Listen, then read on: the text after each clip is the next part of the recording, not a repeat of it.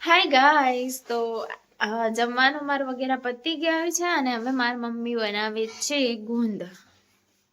ઠંડીમાં તો ગુંદ જોઈએ જ. શિયાળામાં ડાઢનો ગુંદ ખાવો જરૂરી છે એના માટે, શરીર માટે. પતી ગયું છે મારું, તરત જ વાસણ કરી નાખી છે એટલે એ ઠરી ગઈ છે.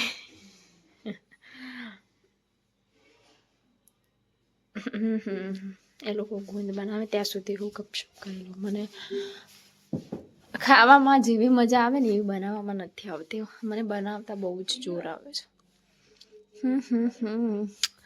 એટલે એમ એટલી બધી કામચોર પણ નથી. હા, કરી લઉં.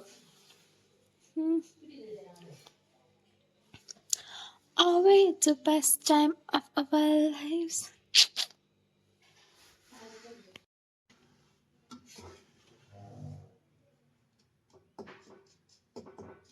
ગેસ ઉપરથી નીચે લાવી દીધું બધું.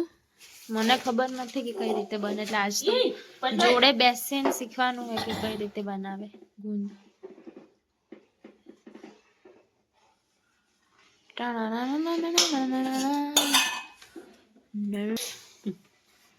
થોડું થોડું નહીં આવડે, પક્કા આવડે. આશું નાશું હે ઊંઠનો પાવડર.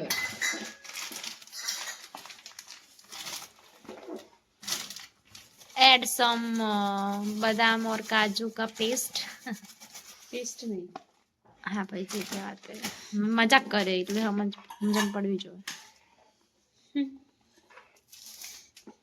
હવે થોડું ટોપરું, એટલે ટોપરું ગુંદ ભેગું મમ્મી. હા દેખો, ટોપરું અને ગુંદ ને બધું ભેગું છે. ફરીથી કાજુ બદામનો મિક્સચર ને ફરીથી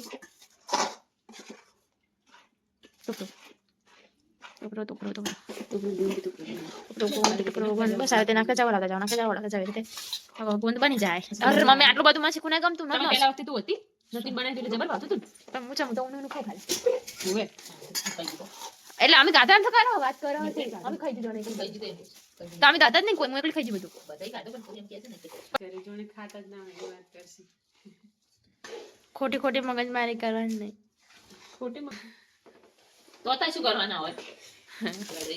She think कि वो बस डोले काटेगी और हम चुप हो जाएंगे, बट ऐसे नहीं कुछ भी. હવે આટલાનું પેજ બનાવ. એ હવે મને ફટાફટ ઓમાં આલે ઊનું લાય. હો આટલા જ પેજ બનાવ. એવું ચેવું પેજ ફીટ.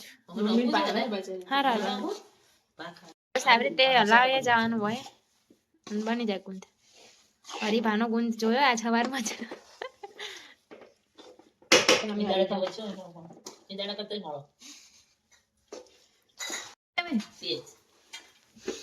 ગુંદ બને હે. મમ્મી શું બનાવી છે? જો એના માટે ગોળ સંભળાય હે. મારી બેન ગુંદ, મારી બોન ગુંદ લાવે ગુંદ.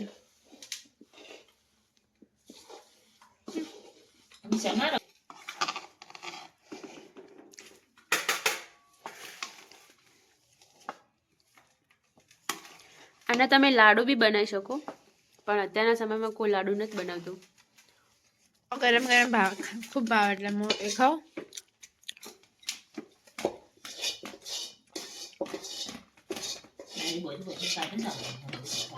હું એમ કહેતી હતી એવું ના ચાલે મમ્મી.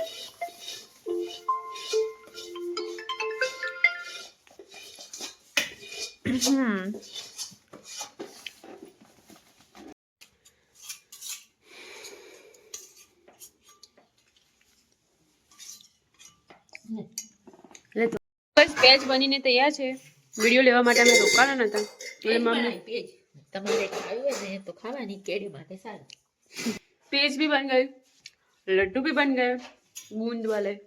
हम रोज खाएंगे, मजे करेंगे, जलसा करेंगे. Bye bye bye. ओके चलो बाय. मैंने खा लिया है. सुबह तो का हमें पता नहीं, સવારનું તો ના કઈ. હા, અને બીજું કે તમે પણ બનાવો અને ખાઓ, ના ખબર પડે એ હેલ્ધી કહેવાય. અત્યારના ખબર છે બકા હેલ્ધી થાય. હેલ્ધી કહેવાય. હા, એટલે જે લોકો અત્યારના જનરેશનને ના ખબર હોય, નવી જનરેશનને ના ખબર હોય, જૂની જનરેશનને બધાને ખબર હોય. ઓકે ગાઈઝ, તો ચલો બાય. મળીએ નવા બ્લોગમાં. ત્યાં સુધી વિડીયોને લાઈક અને શેર કરો, ચેનલને સબસ્ક્રાઇબ કરો અને સ્ટે વિથ અસ, સપોર્ટ કરતા રહેજો આવી રીતે. બાય. ગુડ બનાવો, ખાઓ અને જલસા કરો શિયાળામાં. બાય.